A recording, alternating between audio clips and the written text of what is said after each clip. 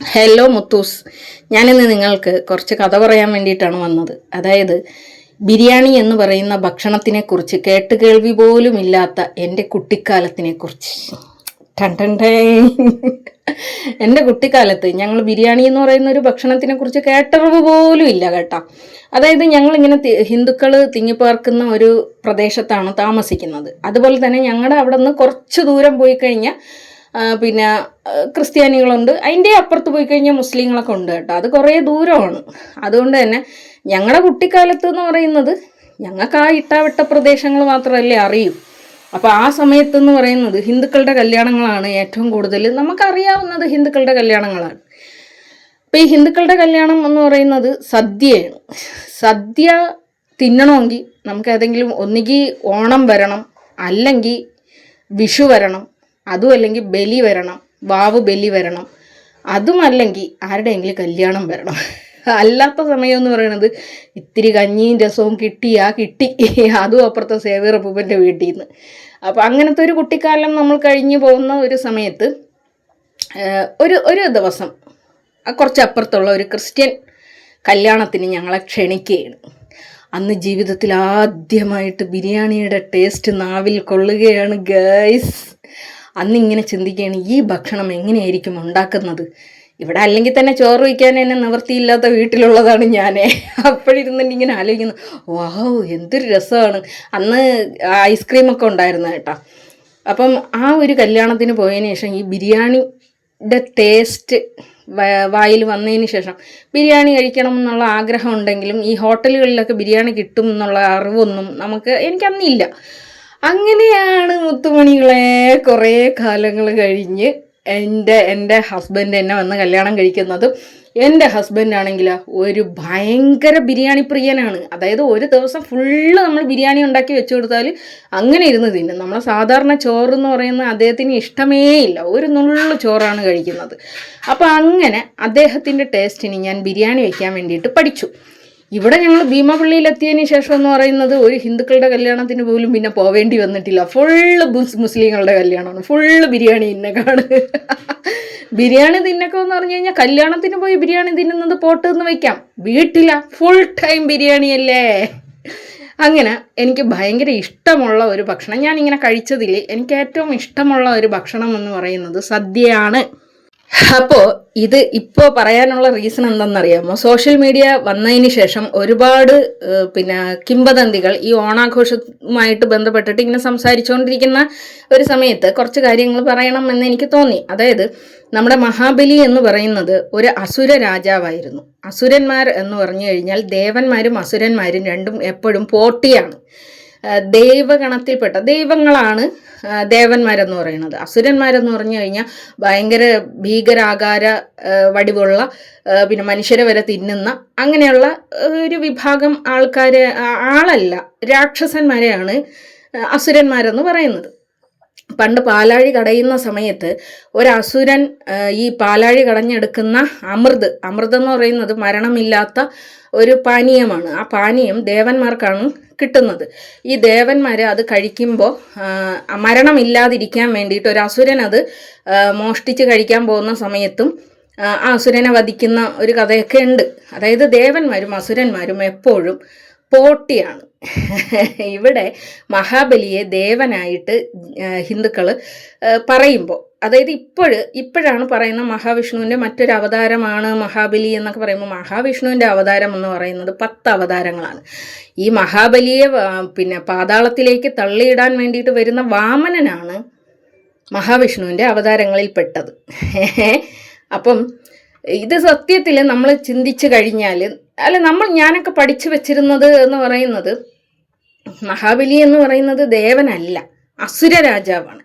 അസുര രാജാവായിരുന്ന സമയത്ത് അസുരനായിരുന്നിട്ട് പോലും അന്ന് കേരളം ഭരിച്ചിരുന്ന രാജാവ് കൂടിയാണ് മഹാബലി. അസുരനായിരുന്നിട്ട് പോലും ജനങ്ങളെ ഒന്നടങ്കം ഒരുപോലെ ഭരിച്ചിരുന്ന ഒരു ഭരണാധികാരിയാണ് മഹാബലി എന്ന് പറയുന്നത്. അപ്പോൾ രാക്ഷസ രാജാവായിരുന്ന മഹാബലി ജനങ്ങളെ ഇത്രയും സന്തോഷത്തോടു കൂടി, അന്ന് കള്ളമില്ല, ചതിയില്ല, വഞ്ചനയില്ല, പിന്നെ ജനങ്ങളെല്ലാം പാവപ്പെട്ടവരെന്നില്ല, പണക്കാരെന്നില്ല, അങ്ങനെ എല്ലാവർക്കും സന്തോഷകരമായ ഒരു ലൈഫ് കൊടുത്ത ഒരു ഭരണാധികാരിയാണ്. അങ്ങനെ ഇരിക്കുമ്പോൾ ഇന്ദ്രനും കൂട്ടരും എന്ന് പറഞ്ഞു കഴിഞ്ഞാൽ ദേവഗണത്തിൽ ഭയങ്കര അസ്വസ്ഥത ഉണ്ടാക്കുന്ന കുറച്ച് ആൾക്കാരാണ്. ഇന്ദ്രനും കൂട്ടരും മഹാവിഷ്ണുവിൻ്റെ അടുത്ത് വന്നിട്ട്, അല്ലയോ ഭവാനെ, ജനങ്ങൾ ഞങ്ങളെ ചിന്തിക്കുന്നു പോലുമില്ല, ജനങ്ങളെല്ലാം ഭയങ്കര സന്തോഷത്തോടു കൂടിയാണ് ഇരിക്കുന്നത് എന്ന് പറഞ്ഞിട്ട് അങ്ങനെ മഹാവിഷ്ണു വാമനൻ്റെ രൂപം ധരിച്ച ഓരോ അവതാരത്തിനും ഓരോ ലക്ഷ്യം ഉണ്ട്. ആ ലക്ഷ്യം പൂർത്തിയാക്കി കഴിഞ്ഞാൽ ആ അവതാരം ഇല്ലാതാകും എന്നുള്ളതാണ്. അപ്പം അങ്ങനെ മഹാബലിയെ പാതാളത്തിലേക്ക് അയക്കാൻ വേണ്ടിയിട്ട് വന്ന വാമനനാണ് മഹാവിഷ്ണുവിൻ്റെ അവതാരം എന്ന് പറയുന്നത്. അപ്പം ആ അവതാരം മഹാബലിയെ പാതാളത്തിലേക്ക് തള്ളിയിട്ടു. ഇന്നും മരണമില്ലാതെ ജീവിക്കുന്നു എന്നൊക്കെയാണ് പറയപ്പെടുന്നത്. ആര്? മഹാബലി. അപ്പം ആ മഹാബലി വർഷത്തിലൊരിക്കൽ എൻ്റെ പ്രജകളെ കാണാൻ എനിക്ക് അനുവാദം തരണമെന്ന് പറഞ്ഞതിൻ്റെ പുറത്ത് ജനങ്ങളെ കാണാൻ വരുന്നു എന്നൊക്കെയാണ് ഐതിഹ്യങ്ങൾ. ഈ ഐതിഹ്യം എന്ന് പറയുന്നത് കേരളം ഭരിച്ചിരുന്ന ഒരു ഭരണാധികാരിയുടെ വരവേൽപ്പാണ് ഓണം എന്ന് പറയുന്നത്. ഇവിടെ ഹിന്ദു ഇല്ല, ക്രിസ്ത്യാനി ഇല്ല, മുസ്ലിം ഇല്ല, ആരുമില്ല, മനുഷ്യർ, കേരളീയർ മാത്രമാണ്. പിന്നെ ആ ഒരു ഭക്ഷണത്തിനെ കുറിച്ച് പറയുമ്പോൾ ഒരുപാട് മുസ്ലിം സമൂഹം പറയുന്ന ഒരു കാര്യമുണ്ട്, അന്നത്തെ ദിവസമെങ്കിലും നിങ്ങൾക്ക് ഈ ഭക്ഷണം, ഇത് ഹിന്ദുക്കളുടെ ഭക്ഷണമാണ് എന്ന് പറയുമ്പോൾ ഇത് കേരളീയരുടെ ഭക്ഷണമാണ്. അതായത് ചിങ്ങം എന്ന് പറയുന്നത് വിളവെടുപ്പുകളുടെ സമയമാണ്, വിളവെടുപ്പുള്ള ഒരു സമയമാണ്. ഈ ഒരു സമയത്ത് കിട്ടുന്ന പച്ചക്കറികളും മറ്റുമൊക്കെ നമ്മൾ ഭക്ഷണത്തിൽ ആഡ് ചെയ്യുന്നു. ഇവിടെ ജീവനുള്ള ഒരു വസ്തുവിനെ പോലും, ജീവനുള്ള വസ്തുക്കൾ തന്നെയാണ് പച്ചക്കറി, പക്ഷെ ജീവനുള്ള ഒരു ജീവിയെ നമ്മൾ വധിക്കുകയോ ഒന്നും ചെയ്യുന്നില്ല. പ്രകൃതിയിൽ നിന്നും പ്രകൃതിയാൽ നമുക്ക് കിട്ടുന്ന ഭക്ഷണ സാധനങ്ങൾ ഉൾപ്പെടുത്തിക്കൊണ്ട് നമ്മളൊരു വിശാലമായ ഭക്ഷണം റെഡിയാക്കുന്നു, സദ്യ. ഇത് കേരളീയരുടെ തനതായ രുചിയിലും തനതായ രീതിയിലും ഉണ്ടാക്കുന്ന ഒരു ഭക്ഷണമാണ്. ഈ ഒരു ഭക്ഷണത്തിനെ നമ്മൾ എന്തിനാണ് അപമാനിക്കുന്നത്, അല്ലെങ്കിൽ എന്തിനാണ് ഇത് ഹിന്ദുക്കളുടെ ഭക്ഷണം എന്ന് പറഞ്ഞുകൊണ്ട് നമ്മൾ തള്ളിക്കളയുന്നത്? ഇപ്പോൾ ബിരിയാണി അറബി ഭക്ഷണമാണ്, സദ്യ എന്ന് പറയുന്നത് ഹിന്ദുക്കളുടെ, അങ്ങനെയൊന്നും ഇല്ല. നമ്മളെ കേരളം എന്ന് പറയുന്നത് നമ്മളെല്ലാവരും ഒന്നിച്ച്, ഇന്ത്യ എന്ന് പറയുന്ന മഹാരാഷ്ട്രം, ഈ ഇത്രയും മതസൗഹാർദ്ദ രാഷ്ട്രം എന്ന് പറയുന്നത് നമുക്ക് അഭിമാനപൂർവ്വം എന്തൊരാഘോഷവും അത് ആഘോഷിക്കാനുള്ളതാണ്. നമ്മുടെ സന്തോഷങ്ങളിൽ പെടുന്നതാണ്. നമ്മുടെ രാജ്യത്തിലെ ഓരോ ആഘോഷങ്ങളും നമ്മുടെ സന്തോഷങ്ങളിൽ പെടുന്നതാണ്. മനുഷ്യൻ എന്തിനാണ് ജീവിക്കുന്നത്? മനുഷ്യൻ ജീവിക്കുന്നത് സന്തോഷങ്ങൾക്ക് വേണ്ടിയിട്ടാണ്. അവനവൻ്റെ സന്തോഷങ്ങൾക്ക് വേണ്ടിയിട്ടാണ്. അവൻ നല്ല വസ്ത്രം ഇടുന്നത് സന്തോഷിക്കാനാണ്. അവൻ നല്ല ഭക്ഷണം കഴിക്കുന്നത് സന്തോഷമുണ്ടാകാൻ വേണ്ടിയിട്ടാണ്. അവനൊരു വീടുണ്ടാക്കുന്നത്, ഒരു ഇണയെ തേടുന്നത്, മക്കളുണ്ടാകുന്നത് ഒക്കെ എന്തിനു വേണ്ടിയിട്ടാണ്? സന്തോഷം ഉണ്ടാക്കാൻ വേണ്ടിയിട്ടാണ് മനുഷ്യൻ ഓടിപ്പാഞ്ഞ് നടക്കുന്നത്. നമുക്ക് ആഹാരം എന്ന് പറയുന്നത് വയറ് നിറയുന്നത് വരെ മാത്രം മതി. പക്ഷെ നമുക്ക് ജീവിക്കാൻ എന്തുണ്ടാകണം? സന്തോഷം വേണം. ആ സന്തോഷങ്ങളിൽ പെട്ടതാണ് നമ്മുടെ തന്നെ സഹോദരങ്ങളുടെ ആഘോഷങ്ങൾ, നമ്മുടെ ആഘോഷങ്ങൾ. ഇതൊക്കെ ആഘോഷിക്കപ്പെടേണ്ടത് തന്നെയാണ്. ഒരു ഡാൻസ് ആടിയാലോ ഒരു പാട്ട് പാടിയാലോ അല്ലെങ്കിൽ ഒരു സന്തോഷത്തിൽ നമ്മൾ പങ്കെടുത്താലോ നഷ്ടമാകുന്ന എന്ത് വിശ്വാസമാണുള്ളത്? ഒരു വിശ്വാസം എന്ന് പറയുന്നത്, ഒരാളുടെ വിശ്വാസം എന്ന് പറയുന്നത് അന്യൻ്റെ വിശ്വാസങ്ങൾക്ക് പോറലേൽപ്പിക്കാതെ തൻ്റെ വിശ്വാസങ്ങളെ മുറുകെ പിടിക്കുന്നവനാണ് ഒരു യഥാർത്ഥ വിശ്വാസി എന്ന് പറയുന്നത്. മതസൗഹാർദ്ദ രാഷ്ട്രത്തിൽ നമ്മൾ ജീവിക്കുമ്പോൾ നമ്മൾ നമ്മുടെ വിശ്വാസങ്ങളെ മുറുകെ പിടിക്കുകയും അന്യൻ്റെ വിശ്വാസങ്ങൾക്ക് പോറലേൽപ്പിക്കുകയും ചെയ്യാതിരിക്കുമ്പോഴാണ്. അപ്പോൾ അതുകൊണ്ട് തന്നെ ഇപ്പോൾ ഈ ഒരു ഓണം എന്ന് പറയുന്നത് നമ്മുടെ സ്വന്തം ആഘോഷങ്ങളിൽപ്പെട്ടതാണ്. കാരണം എന്താണ്? നമ്മൾ കേരളീയരാണ്. കേരളീയരായതിൽ നമ്മൾ അഭിമാനിക്കുന്നു. കേരളത്തിൻ്റെ സംസ്കാരത്തെ നമ്മൾ മുറുകെ പിടിക്കുന്നു. അങ്ങനെ ആ ഒരു രീതിയിൽ നമ്മൾ നമ്മുടെ ഇഷ്ടങ്ങളെ കൊണ്ടുപോകുന്നു, സന്തോഷങ്ങളെ കൊണ്ടുപോകുന്നു. ചില ആളുകൾ സന്തോഷിക്കുന്നത് കാണുമ്പോൾ അയ്യോ ഇങ്ങനെ ചെയ്യാൻ പാടില്ല, അങ്ങനെ ചെയ്യാൻ പാടില്ല. ഇപ്പം ഞാനൊരു വീഡിയോ ഇടുന്നു, ഞാൻ എൻ്റെ വീഡിയോയിൽ ഞാൻ എൻ്റെ ജീവിതം കാണിക്കുന്നു. എൻ്റെ ജീവിതത്തിൽ പല ആൾക്കാരും പല അഭിപ്രായം പറയും. ആളുകളുടെ അഭിപ്രായങ്ങൾക്കനുസരിച്ചിട്ട് നമ്മളെ തന്നെ മാറ്റുമ്പോൾ അവിടെ നമ്മുടെ സന്തോഷത്തിന് എന്താണ് വിലയുള്ളത്?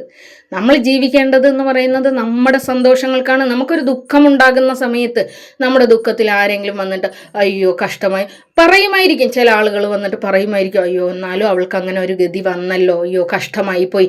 അവിടെ കഴിഞ്ഞു അവർ പിന്നെ പോയി അവരുടെ ഭാര്യയും ഭർത്താവും മക്കളും ഒക്കെ ആയിട്ട് അവർ സന്തോഷമായിട്ട് സുഖമായിട്ട് ജീവിക്കുന്നുണ്ടാകും. നമ്മളെ മാത്രമായിരിക്കും സങ്കടപ്പെടുന്നത്. അതുപോലെ നമ്മുടെ സന്തോഷം എന്ന് പറയുന്നത് നമ്മുടെ സന്തോഷമാണ്. മറ്റൊരാളിനെ അത് ഇറിറ്റേറ്റ് ചെയ്യുന്നുണ്ട് എങ്കിൽ നമുക്കതിലൊന്നും ചെയ്യാൻ വേണ്ടിയിട്ടില്ല. അപ്പം അതുകൊണ്ട് തന്നെ നമുക്ക് എത്രത്തോളം സന്തോഷമായി ഇരിക്കാൻ വേണ്ടിയിട്ടുള്ള ഒരു അവസരം പടച്ച തമ്പുരാൻ തരുന്നോ ആ അവസരങ്ങളെ എല്ലാം തന്നെ നമ്മൾ സന്തോഷമായി നിലനിർത്താനും അല്ലെങ്കിൽ സന്തോഷമായി അതിനെ ഉൾക്കൊള്ളാനും അതിൽ ജീവിക്കാനും നമ്മൾ പരിശ്രമിക്കണം. കാരണം നാളെ എന്ന് പറയുന്നത് നമുക്ക് അവകാശപ്പെട്ടതല്ല, ഇന്നാണ് നമ്മുടെ കൂടെയുള്ളത്. ഈ ഒരു നിമിഷത്തിലാണ് നമ്മളായിട്ട് ജീവിക്കാൻ വേണ്ടിയിട്ട് നമുക്ക് പറ്റുന്നത്. അപ്പോൾ അതുകൊണ്ട് തന്നെ മറ്റുള്ളവരുടെ ഇഷ്ടങ്ങളോ മറ്റുള്ളവരുടെ അസ്വസ്ഥതകളോ മറ്റുള്ളവരുടെ സങ്കടങ്ങളോ ഒന്നും തന്നെ നമ്മളെ ബാധിക്കേണ്ടുന്ന കാര്യമില്ല. നമ്മുടെ സന്തോഷങ്ങളിൽ നിലയുറപ്പിച്ച് നമ്മൾ നമ്മുടെ സന്തോഷങ്ങളിൽ ജീവിക്കുക എന്നുള്ളതാണ്. അപ്പോൾ എൻ്റെ ഒരു ചിന്തയാണ് ഞാൻ നിങ്ങളുമായിട്ട് പങ്കുവച്ചിരിക്കുന്നത്. അപ്പം ഇതിൽ നെഗറ്റീവായിട്ടുള്ള വിമർശനങ്ങളും മറ്റുമൊക്കെ ഉണ്ടാവുമായിരിക്കാം. പക്ഷേ ഞാൻ ജീവിച്ചു വന്ന എൻ്റെ ജീവിത സാഹചര്യങ്ങളിൽ നിന്ന് ഞാൻ മനസ്സിലാക്കിയെടുത്ത എൻ്റെ ഒരു കോൺസെപ്റ്റാണ് നമ്മുടെ സന്തോഷം എന്ന് പറയുന്നത് നമ്മുടെ മാത്രം സന്തോഷമാണ്, നമ്മുടെ ദുഃഖം എന്ന് പറയുന്നത് നമ്മുടെ മാത്രം ദുഃഖമാണ്. ഇത് നമ്മൾ സഹിക്കുകയും നമ്മൾ അനുഭവിക്കുകയും ഒക്കെ ചെയ്യേണ്ടുന്ന കാര്യങ്ങളുമാണ്. ഇവിടെ ആരും കൂടെ വരാനോ അല്ലെങ്കിൽ അയ്യോ അവൾ നന്നായിരിക്കുന്നു, അവൾ സന്തോഷമായിട്ടിരിക്കുന്നു, അല്ലെങ്കിൽ അവൾ ദുഃഖമായിട്ടിരിക്കുന്നു എന്ന് പറഞ്ഞുകൊണ്ട് ആർക്കും ഒന്നും ചെയ്യാൻ വേണ്ടിയിട്ട് പറ്റൂലാടെ. അതുകൊണ്ട് നമ്മുടെ ജീവിതം എന്ന് പറയുന്നത് നമുക്ക് ജീവിക്കാനുള്ളതാണ്. അത് നന്നായി ജീവിക്കായി മറ്റൊരാളിനെ പറ്റിക്കാതെയും വഞ്ചിക്കാതെയും കഷ്ടപ്പെടുത്താതെയും മറ്റൊരാളിനെ ബുദ്ധിമുട്ടിപ്പിക്കാതെയും നമ്മൾ നമ്മുടെ ജീവിതത്തിനെ നല്ല രീതിയിൽ കൊണ്ടുപോവുക എന്നുള്ളതാണ്. Okay, by.